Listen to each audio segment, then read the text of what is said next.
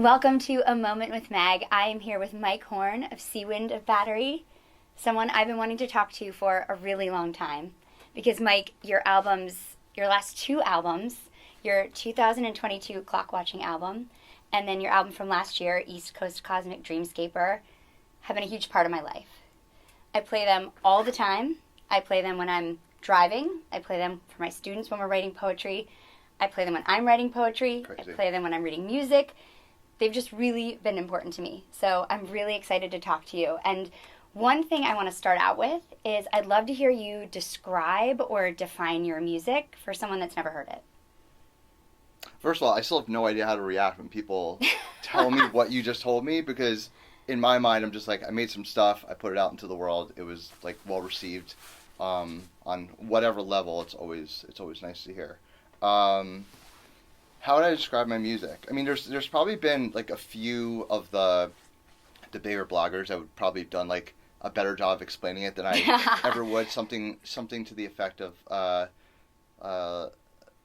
it being a sonic bomb for those who are in like an existential state of anxiety or something like that. No wonder I love it. That's probably the one that I gravitate towards the most. I feel like that one's been like re-quoted a bunch, especially as it pertains to clock watching. I think also, you know, if you're kind of in a situation where maybe you're stranded in the middle of the night, your car breaks down, you need something to calm yourself down because you're not sure when that truck is going to come through and pick you up out of there. Maybe throw on my record. It'll calm you down in a rough moment. Definitely. That's probably what I go to. Yeah, I think it's really great for like lifting up or contemplating. Yeah. Right? I think it balances both things, which I think Yep. is really hard to do and really, really beautiful. Yep. Have you always made music like this, or did your style evolve? Definitely evolved. It was definitely around the pandemic time, like right before the pandemic. I was kind of having some vocal issues. I think I've documented this a couple of times already, so definitely don't want to sound like a broken record about it. But I had like a sort of like a granuloma. It's like a non-cancerous buildup in my throat. Okay. So I was going from making a lot of like traditional, more, I would say, indie folk type stuff, singer-songwriter type stuff, and I was doing it with and without band, recording EPs and albums in the studio. So I was doing a lot of that stuff strictly, but when I kind of had the vocal limitation, I gravitated more towards just playing guitar and simply experimenting a lot. I wouldn't say that clock watching was like the first experimentation. I have another project called Gold Key, which is more of the stuff, the aforementioned stuff that I was mentioning, and I had put out a couple of tracks that were more like instrumental based, kind of like similar to how the Seawind of Battery stuff started, towards the end of like what I was doing with that project. So I kind of just felt like I had a baby in 2021. We were still like knee deep in the pandemic, and I started experimenting a lot in between, you know, his naps as an infant, and keeping my stuff set up in the kitchen. He was in the other room napping, and I was just like, I kind of just tried out a bunch of stuff, pieced it together, went with what sounded kind of real and good and organic to my ear, and just rolled with it.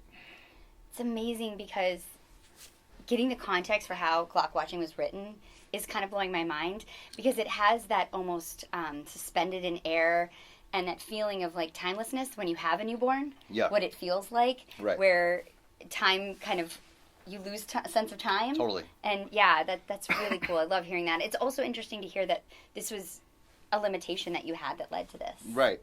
Yeah, totally. I mean, I think I always thought of myself as guitar player second, like singer first. So it was definitely a bit of a switch for me to commit to being like, I'm going to improve at my instrument. I'm going to like work diligently at just playing. Like the thought of just removing the idea of singing or needing to come up with melodies for a song, and just playing. And I think since the thing that didn't get lost here, and we'll probably end up talking about this more, is just like the notion of still wanting to stay melodic, because that's kind of how I think when I'm writing music, whether it is like a traditional singer-songwriter folkier song, or it is a more ambient or instrumental song. I didn't want that to get lost. So whether you're listening to my first or second record, even though they are very different records, I think I tried to make sure that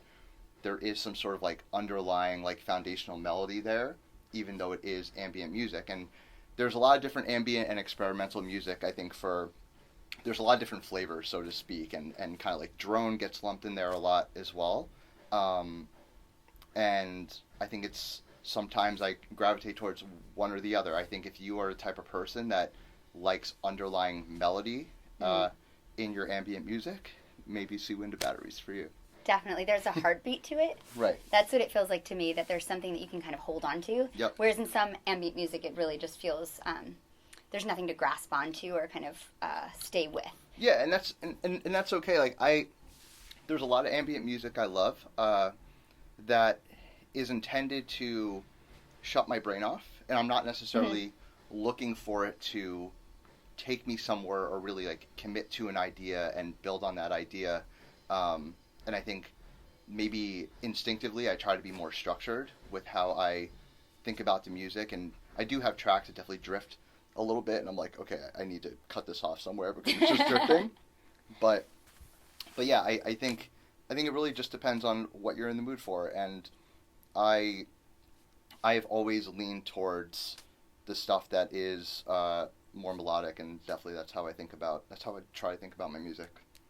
Is there an artist that you listen to or an album that you listened to a lot when you started writing this music that was influential for you? I don't think so. I mean, there were definitely a lot of ambient artists that I think right when the pandemic started, and we were doing like, there were Bandcamp Fridays every month, and artists were really coming out and supporting each other. I think I was just buying a ton of music, so it's hard to say like specifically there was like right. one type of artist. But I think what tends to happen with whether it's my own music or it's any artist for that matter is your sound starts to become a blend of all the things that you enjoy and appreciate, and even subconsciously maybe there was something that you were listening to a year ago or some reference point that you're not even thinking about while you're doing it, but you kind of like have those reference points because it's something that you've enjoyed in the past, and that sort of blends together with a bunch of other stuff that you're kind of mixed together. Yeah. Sort of a melting pot of all this stuff. What were you really into when you were 17? I think like most like 15 to 17-year-olds around the like late 90s, early 2000s, I was listening to like a lot of Elliott Smith, a lot of Wilco, a lot of Radiohead. I think that was also when I first started to. I think it was around that time when I first started to really discover Jeff Buckley, and that was it for me. Because when I think of, because like people talk about Jeff Buckley and they talk about obviously his voice, right? And there's been, I think it was like John Legend who made commentary about him being like the most intimidating singer, like of all time and things like that. And I think there's a lot of commentary about his singing style, his vocal ability. A lot of that is the obvious natural ability, but I think something that often gets overlooked is his guitar playing, his certain voicings and chord structures that he uses, and he lets the music breathe a lot. And he has different songs where he's kind of going harder than others. Like he covers like MC5, Kick Out the Jams, or he has a track called Eternal Life, which is basically it's like an alternative rock sort of like grunge song. But then he has other songs where he just has certain chord voicings that he uses, and he just creates a lot of space in his music, and like that's something that I've always gravitated towards, and what made me like fall in love with his music probably starting around that time and until present day. We've talked about Jeff Buckley a little bit before because we connect on that. There was a point in my life when, for probably 9 months, I listened to Jeff Buckley every day. Mm-hmm. And I agree. When you told me that you love Jeff Buckley, I immediately connected the way that your guitar, the emotion that your guitar has, and his. It's this weird mix of like hope and sadness, and I think that I hear that in both of your playing, so it makes so much sense to me. What are you listening to now? What's got your attention right now musically? Yeah, so I got advances of both the Ox Meadows record and the Royal Arctic Institute, who are both sort of in the ambient Americana vein. Those records are coming out on Eider Down Records and Centripetal Force, respectively, but they're just beautiful, lush records. One is more of like a sort of like a trio loungy vibe, and the other is more of a full band. So both those records are coming out in 2025. Highly recommend snagging them. So I've been listening to those a lot. I've also been listening to, there's an artist, Blue Lake, Yes. who came out with the record Weft. I've been listening to that a lot. His previous record, Sun Arcs, I was spinning that nonstop. We actually just did a record swap. I mailed him mine. He mailed me his. No kidding. That's awesome. Yeah, he's a really good dude. Super talented. I'm hoping when he comes to the States that we're gonna link up and hopefully play a show in the area. Oh my God, that is a must see for me. Yeah. I loved both of those albums. I've already spun Weft a few times, and it just came out. So good. It's really beautiful. It's so good. My only beef is I wish there were like 3 or 4 more songs on the record, but it's very good. Yeah, it's only like 30 minutes, right? Yeah, it's short, right? Which, like, I do that too, because I would rather people want to start my record over again than be like, there's just way too much here. Yes, I wish you trimmed the fat a little bit. So we'll probably get to that, but it was funny because there's one blog called Small Albums. Shout out to Small Albums. He's just hanging it up. But he's given me so much love, and he said East Coast Cosmic Dreamscaper was his number one. He rated it his number one EP of 2024. And it was funny because I was like, "That's offensive. It's an LP." It is you a just full assumed length because it was shorter. It is a full length, and if you buy the CD, there's a 7th song on the CD, a hidden bonus track. So it is a full length record. It's just funny, like how people measure what like an EP versus an LP is, Right. but it's a 30+ minute record, so to me it's a full As record. someone who listens to a lot of music, Yeah. I love when I see that 31 minutes, because that's always the first thing I do is like, how long am I going to have to listen to this, or like when can I squeeze this in? And I think it's great. Well, most car rides are 30 minutes. Like, yeah. Most car rides are not an hour and 17. So when I see an album that comes out with 18 songs, it's an hour and 17 minutes. I'm like, oh man, I'm only going to get through half of this. I don't know when I'm going to pick up the other half. And then I'm going to have to, then it's my kids' dinner time, at bedtime, I'm going to forget I was listening to it. So, yeah. And you like to listen to it as a piece. Yep. I do. Like, I like to listen to albums as a piece. So I appreciate the shorter album length. I'm here for it. Yeah. I support it fully. Yeah, 30-minute records. Yeah, we're on board for that. I have a question for you that's a little different. So, I think you're really great at setting a mood. Your music is very evocative. I don't know if you've ever thought about this, but do you ever think about if there's a director or a type of movie that you'd like to score for? Yeah, I can totally see you writing a score. I'm not like a film or director nerd at all. So the name is failing me. It's who's the director of Gone Girl? Can't think of the name of the director. It's failing me right now. But yeah, me too. When I think of just movies that have really intense scenes where it's like it's partially taking place on a train. There's a lot of like deep thought moments off of something really intense that just happened. That's the type of movie where I wish I could soundtrack. I love that. I wasn't expecting that. I thought you were going to say something more kind of mellow. I love that you picked something really intense. Yeah, something really dark where a lot of people die and need to recover quickly. I was thinking too. I was like, maybe something that's like a little bit more like woodsy, like if you think of like Into the Wild or something like that. Yeah. But we already know Eddie Vedder did that whole soundtrack. He but did like a good job. he did a great job. Great album. But anything that where there's sort of like I think long pauses and deep thought is required throughout the movie. But I'm not much of a film geek. No, I like that. That's a great answer. I think that also your music is super contemplative for me, and I like to listen to a lot in the car. I think it's incredible driving music. I don't know if you like road trips or if you imagine yourself going on a road trip. Like, what do you like to listen to? And like, where would you like to drive? There's sort of like I think there's like two ways of thinking about this. Like I think one of my favorite driving trips, must have been 10 to 12 years ago. I did a trip from San Diego to New York with my cousin because he was moving back home from San Diego. So I was like, I'll fly out to San Diego, we'll drive across the country. As you can imagine, like, the first half of that trip, amazing. Then you get to, like, I'm sorry if you're from this area, but then you get to, like, the second half of Colorado, like Kansas, Indiana, and there's, like, a lot of nothingness. Yes. But when you're driving through, like, Moab and Utah, like, a lot of the Red Rocks, and through some of the more mountainous areas of Colorado, I definitely want to hear, like, a more sparse record. I think of, like, maybe some of the ambient series from, like a Brian Eno, like, Harold Budd record would probably be ideal there. But if I'm thinking, like, highway driving, summertime, windows down, I want a rock and roll album, I'm probably going Led Zeppelin, Houses of Holy every time. Perfect. Yeah. Perfect. Every time. I love that. That's my go-to. It's like I get new headphones. I, like, have to test the headphones. That's, like, my headphone testing. It's the Zeppelin. That's my headphone testing album, yeah. Houses of Holy.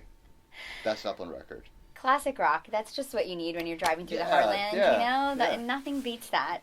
As a girl from the 70s, I fully support that. Yeah. Right. You don't want anything too sleepy. And I think it was I think it was Dave who made a comment about how East Coast Cosmic Dreamscaper is a good driving record but clock watching isn't, because clock watching you'll I'm paraphrasing, but you could drive into a tree and crash your car or something. Yes, definitely. So like maybe like just listen to clock watching at home at night and like stick to my second record for a car ride. I like that. Clock watching is the perfect post-Phish show music. There you go. Yeah, perfect post-Phish show music, yeah. Which is a great place to ask this question because you and I are both Phish fans. Mm-hmm. And I would love to know if you have a favorite jam or era or anything that you kind of like go to about Phish. I'm the weirdest Phish fan. We like those, aren't they all? Aren't we all? But I'm particularly strange because I went through a lifetime of despising them. My ear wasn't ready, and it was right during a time where like I mentioned, I was listening to like a lot of Radiohead and Wilco and probably Guster or something like that. And I wasn't ready for Phish. So my buddy, shout out Andrew Feigelman, he's a huge head, and he was just getting into them. But he was the type where it was like every time I went in his car, he's like, you gotta hear the jam, And when it's like kind of forced upon you, you're like, oh Jesus. But finally he got me to go to a show. I went to a show in December 2009.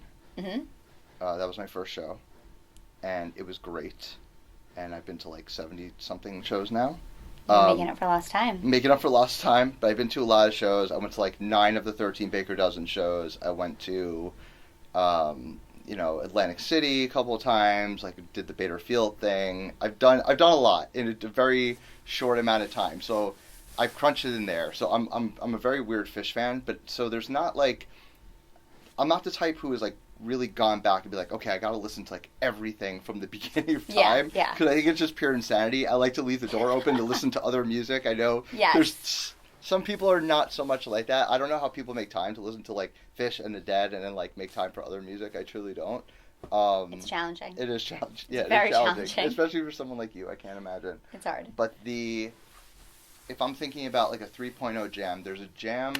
I mean, it's easy to just say like 1230 19 Tweezer because I was there, and it was truly mind-blowing when you were there. Yes, and it's one of the best jams of all time. Yeah, it is one of the best jams of all time, and we tried to sneak into certain seats. We got kicked out. We got booted to like the 200s behind the stage where actual seats were, but we made it work, and we were living it up, and it was such an awesome show and performance.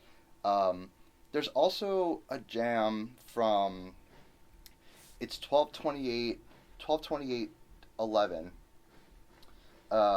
which I don't think people think too fondly of like those shows in that period. Yeah. But they played a Cities on that first night that, I don't want to say it like went the distance. It was probably realistically only like an 11 or 12 minute jam, but it went pretty out there for like the short like 5 or 6 minute window that was in. I'm constantly returning to it. That's one I really love. It's kind of random because it's not like, Love here's your that. 28, 30-minute jam, but it Yeah. kind of like, it gets to the point, it stays in a weird place. He definitely ripcords it a little bit too soon, but it is a good one. Were you there for that one? I was there for that one. And that was like definitely could have been my 10th show, you know? Yeah. Yeah, so it was like early on, I was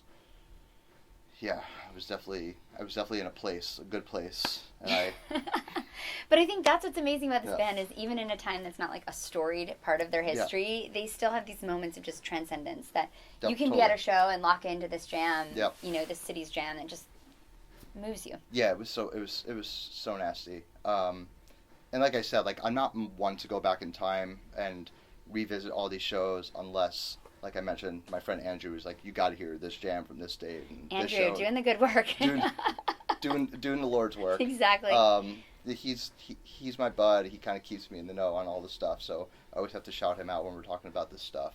But I go to probably like I'm introing someone to Phish. I'm like, you have to hear like a off the wall jam. I love the Gin from Ventura, which I think is July. God, I'm gonna botch this date. It's like I think it's like July 20th, 98. Fact check me. Ventura gin, amazing. You know that's not how my brain works, so I Yeah. won't be able to fact check you, but I do know that gin, and I love that Yeah. jam. I also love the art for that. Mm-hmm. You can see the CD. It's Totally. perfect, yeah. Beautiful jam, and just like perfect, huge, epic jam. Totally. It's a great one to play. Love that I like one. that choice. Yep. Thank you so much for sitting down with me, Yeah. Mike. This Yeah, has been for so sure. awesome to talk Yeah, to you my pleasure. and learn a little bit more about the music that I love and where it comes from. Thanks for having me. Yeah, I'm eagerly awaiting your next record. So I'm trying to work on it between now and about to have a baby in a couple weeks. So I'm hoping that will inspire something extra and we get something out this year. I love that. Awesome. Thanks again, Mike. We really appreciate it. Thank you. Thanks, everyone. We'll see you soon.